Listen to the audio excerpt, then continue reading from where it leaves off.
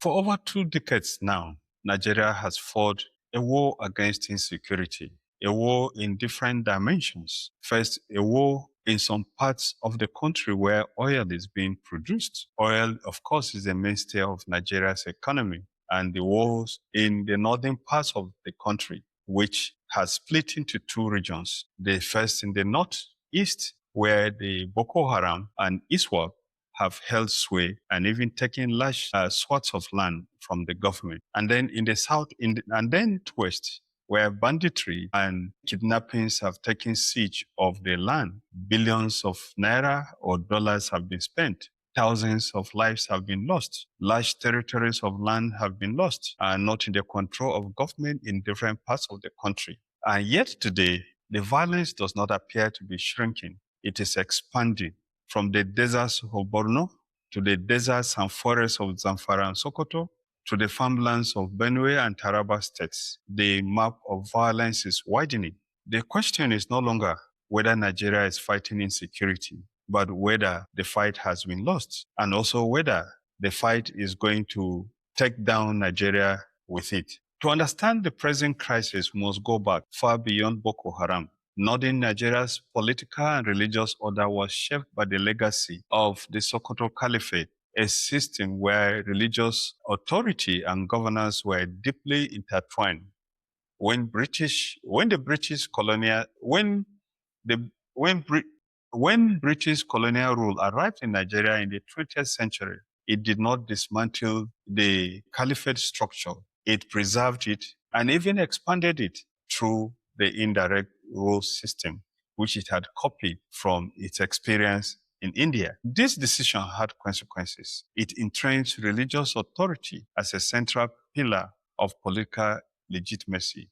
It also created tension between the different groups and ethnicities in Nigeria. Groups in northern Nigeria which had been fighting themselves long before the intervention of the British colonial overlords. These tensions quietly simmered through the colonial period.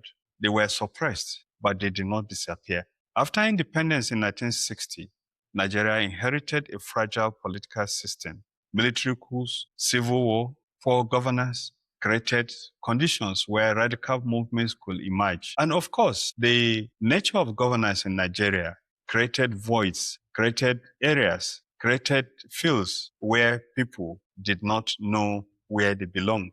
Of course, the tension did not end in just the fact that there was poor governance. The poor governance resulted in deep economic stress and through the years, a system where the government itself appeared to be marginalized, losing relevance in the lives of people. By the 1980s, these tensions exploded into violence. The Mitatsini uprisings, particularly in Kano, which moved to Gombe and Yola, marked one of the earliest large-scale manifestations of religious intolerance in Nigeria. Thousands were killed, entire neighborhoods were destroyed. But the response of the state was largely reactive. There was no sustained ideological, economic, or institutional strategy to address the roots of radicalization. The poor governance, the lack of governance, or the marginalization of governance and government institutions meant that religious groups and other fringe groups had people falling back on them for their daily sustenance. Through the 90s, over Sharia law expanded across northern states. Religious identity became necessarily political. And of course, the tension in the Middle East manifested in the weak situation in Nigeria, to the extent that whenever there was a crisis in the Middle East, riots followed in Nigeria, riots that were aligned along religious lines. For instance, when President Ronald Reagan of the United States bombed Libya, Nigerians, especially Muslims in the northern part of Nigeria, came out to the street to riot. Shops belonging to Igbos, largely Christian community from the south, were destroyed. And this became a pattern. Any disagreements in Europe or any part of the world concerning religion had an impact or instant riots in Nigeria in support of whatever the people that were rioting thought was the interest that were being attacked in the West. By the time Nigeria returned to democracy in 1999, the foundations of By the time Nigeria returned to democracy in 19, unemployment and disillusionment, limited state presence in rural areas. What emerged after 2099 was not an anomaly. It was an escalation of unresolved history. It was the fulfillment of all the seeds that had been planted from the beginning of Nigeria till that time. Since the return to civilian rule, successive governments have confronted insecurity, often without a consistent long-term strategy, and often with narratives and backgrounds that were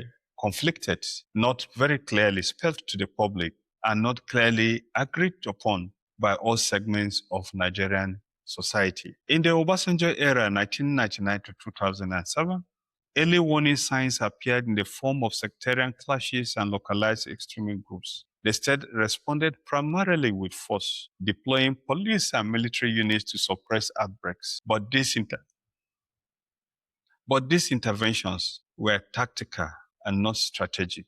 It was also at that time, during that era, that Sharia was introduced in several states of the country. Sharia law, based on Islamic principles, that enforced laws such as blasphemy laws, which many people had complained at that time were in conflict with the Constitution of the Federal Republic of Nigeria. The government then appeared impotent. It did not have a strategy, and it did not have the consensus to work on a policy that will halt the introduction of the Sharia law. And so in many parts of the country today, especially in the northern parts of the country, there are two legal systems that are operating. As it happened in Sokoto not long ago, a young lady was killed for allegedly blaspheming the prophet, and no persons have been charged to court or prosecuted successfully. The period that followed, when President Umaru Musa Yar'Adua was in power, witnessed the emergence of Boko Haram as a structured movement. In 2009, a major uprising in Maiduguri was crushed by the military. The group's leader was killed in custody. At that time, it appeared to be a decisive victory. But in reality, it was problematic because the military said they had handed over a ringleader who was alive and well and did not know how, after he had been handed over to police, he appeared dead. Controversy ensued in Nigeria as to what the military or the security forces were doing about human rights. And these allegations that the military or the security forces were abusing human rights came to haunt Nigeria when the United States and other systems around the world refused to sell arms to the Nigerian security because they said the arms were being used to abuse human rights. The movement Boko Haram went underground and later re-emerged more radical, more violent, and more organized, and started taking territory. Then came the era of President Goodluck Jonathan from 2010 to 2015. This time, the insurgency escalated dramatically. Mass attacks, territorial control became the defining features. The Chibok school abduction brought global attention. The government declared a state of emergency in affected regions and intensified military operations. International partners became involved, yet the insurgency expanded. Then came the Buhari era, which declared Boko Haram technically defeated. Military operations intensified under frameworks such as Operation Lafayette and later Operation Hadanke. Some territories were reclaimed, but the conflict evolved. Islamic State for the West African region emerged as a more structured and resilient faction. At the same time, banditry exploded in the northwest, and the violence in the Middle Belt also increased. The threat diversified faster than the responses adopted. Of course, it was also during this period of President Muhammadu Buhari that over 200 girls were abducted from Dapchi school. Of course, the girls were released, except for one girl, Sharibu, who was not released because, according to her classmates, she had refused to renounce Christianity and had committed to remaining a Christian. She remained and has remained in the camp of the Boko Haram up to date.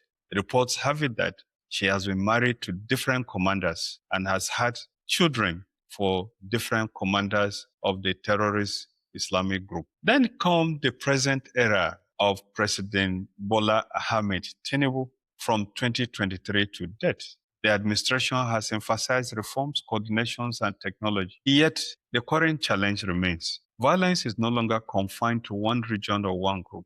It is now multidimensional, decentralized, and adaptive. Now it has moved to the southwest, taking over a lot of territory in the north central, including Niger State and Kogi State, which were before not affected by this violence. And the violence has remained in Plateau State, Adamawa State, Taraba State, and Benue State. And several thousands, if not millions of Nigerians are still displaced and living in different parts of the country. Some in camps, some in homes of relations, some have even moved to the southern part of the country. The evidence is visible, not just in data, but on the ground. Violence has expanded geographically from the Northwest insurgency to banditry in the Northwest, to the violence in the North Central and parts of the Middle Belt, affecting both civilians and security forces. Military bases have been attacked. Senior commanders, including a brigadier general, have been killed. Communities have been overrun. Transport routes have become unsafe. Nigeria hosts now one of the largest population of internally displaced persons in Africa. Perhaps more critically, the nature of the violence has changed. What began as insurgency has fragmented into terrorism, banditry, kidnapping economies, communal militias. Not just one section of the country is affected. It is no longer a problem of northern Nigeria. It is a problem of different parts of Nigeria, including the southeast, the southwest, and even parts of the south-south. This is no longer a single war. It is a system of overlapping conflicts. And the question people have been asking, is there a mastermind behind these conflicts? And what will be the reason and what will be the objective of the expanding violence that now appears to be more coordinated, to be more structured, to be more devastating? And the responses of the state have remained reactive and some people say not well thought out. Why has this crisis expanded instead of shrinking? There are many factors that people point to. The first one is strategic misdiagnosis. The state has largely treated insecurity as a military problem, but insurgency is rarely a military problem. It is usually political, economic, and ideological. Without addressing these layers, force alone cannot resolve the conflicts or make them to shrink. To be clear, it is only when you understand the cause of a problem that you will be able to look for solutions. In the context of Nigeria's conflicts, the interpretation of different layers of government are as confused and often as contradictory as you can find. And so the actions of the government most of the times have been tentative. Even the use of the military has been tentative. Debates are still going on today whether these bandits, these killers, prowling the rural areas of Nigeria, sometimes making forays into the cities and kidnapping people, are just armed bandits or they are people with intention to do more. Of course, some commentators like Hakim Baba Ahmed believe otherwise. He thinks that there's a mastermind behind the conflicts, especially the ones taking place in northern Nigeria. Living in a global village, let me use a very popular cliche. I mean, the world knows our situation, which is the reason why those who really are concerned about what's going on in this country. Look, there are attempts by interests to take over huge territory, part of Nigeria, part of Chad, part of Cameroon, part of Niger, and turn it into the global headquarters of terror. Those in the intelligence circles know this. I'm saying this publicly now. A lot of people know this. We must never allow that kind of thing to happen. We don't want to live under ISWA. We don't want to live under Boko Haram. We don't want to live under Lukrawa. We don't want to live under... Secondly, fragmentation of threats. Boko Haram split. ISWA have emerged. Bandit groups proliferated. Each group oppressed differently. Each requires a different strategy. But the response of the state has often remained uniform. Like I said, usually not well thought out.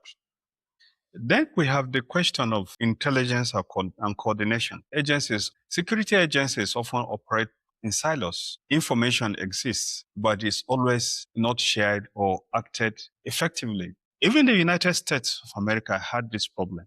when it had the problem of coordinating military forces in the war it had in Vietnam. And that resulted into having legislative reforms that got into effect in 1986 that reshaped how the military in the United States operates. We've had the Army accusing the Air Force of coming in too late or refusing to respond whenever there was a distress call. We also have the issue of governance deficits. In many rural areas, the state is absent. Not even the police stations are present. In several parts of northern Nigeria, even the local government offices have been under lock and key for over 10 years. The local government's allocations, the funds allocated to local governments are commandeered by state governments. The local governments, which should be the first responders to crisis and intelligence, absent. Local government chairmen, especially in northern Nigeria, live in the state capitals, and they used to go back to their local government areas to pay salaries. But in most local government councils in the state, in northern Nigeria today,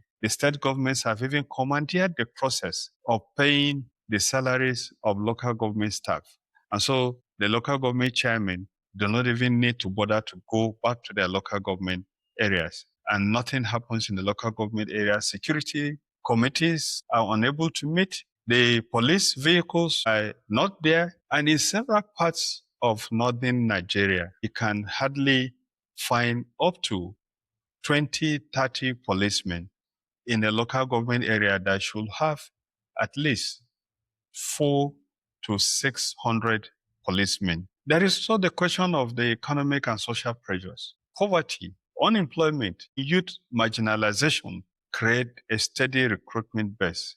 Violence, as a matter of fact, in many of the local government areas, the youth look up to the bandits for daily sustenance. Reports are coming out of the rural areas that even young girls move to the bushes to hang out with the bandits and kidnappers before coming back to the villages or towns. And then there is the geography and terrain. Forests, porous borders, and ungoverned spaces create safe havens. Another issue that is always not well talked about is the instability across the Sahel that has intensified and created room for intensified flow of arms and ammunition into Nigeria.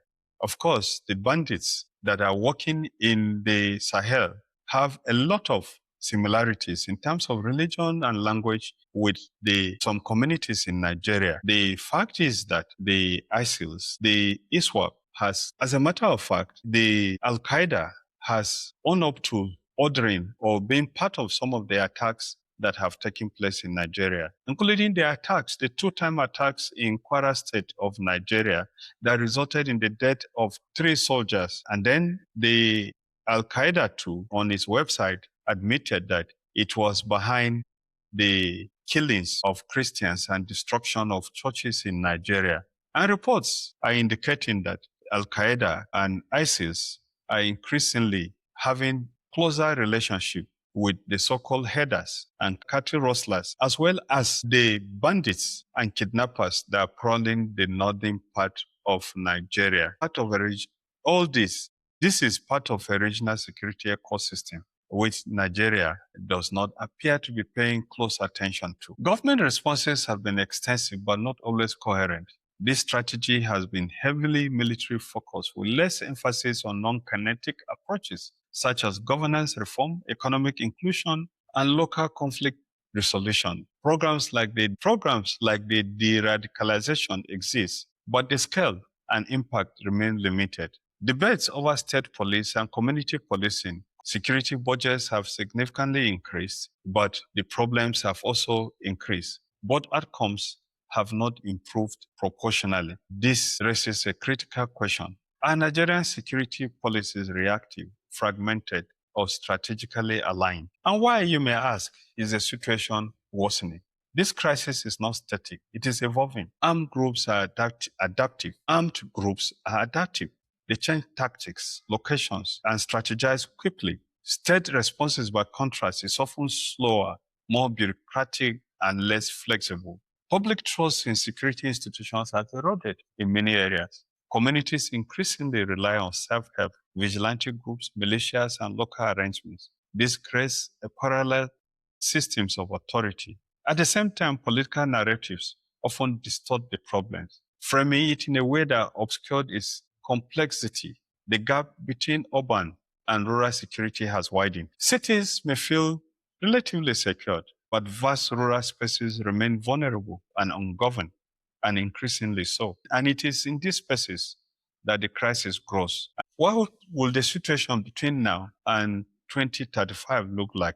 In 10 years from now, what do we expect? The first scenario and the probability of this may be about 45%. Violence spreads further south. State control weakens in rural regions. The indications or indicators are clear. Increased attacks, more coordinated assaults on infrastructure. The second scenario, and the probability is less, that is 5%, looks like this. Containment. Improved coordination stabilizes key regions. Violence persists but is limited. What are the indicators for this? Better intelligence and reduced frequency in core conflict areas. And the third probability, of course, is transformation, that is, of the crisis, that is 20%. First, we have structural reforms. The indicators of this could be governance reforms in rural areas, improved governance, economic inclusion programs, and integrated security strategy. What are the strategic implications of this for Nigeria? The stakes for Nigeria are existential. Security affects state legitimacy, economic development, and national unity. For West Africa, Nigeria's stability is central. If Nigeria stabilizes, the region stabilizes. If Nigeria weakens, the effects will ripple across the borders. Nigeria's security strategy is not failing because nothing has been done. It is failing because what has been done is not enough and not always aligned with the nature of the threat. This is not a single war. It is a layered crisis, historical, political, economic, and regional. And until the strategy matches the complexity, violence will continue to adapt faster than the state can respond. Because in the end, security is not just about fighting enemies. It's about building a system where violence cannot survive. It is about building a country where all groups will pay allegiance to and where people will look at it as where they belong. As part of Nigeria's problem so far, we are witnessing a situation where many countries are living within Nigeria. Whether these many countries and regions living within Nigeria will continue to live together or choose to separate is one thing that only the future can tell. But what is clear is that the situation in Nigeria today looks like one that is walking with his eyes open into a ditch and is not prepared to heed the warnings that there is danger on the way. Until that system does exist, this war will continue with victory.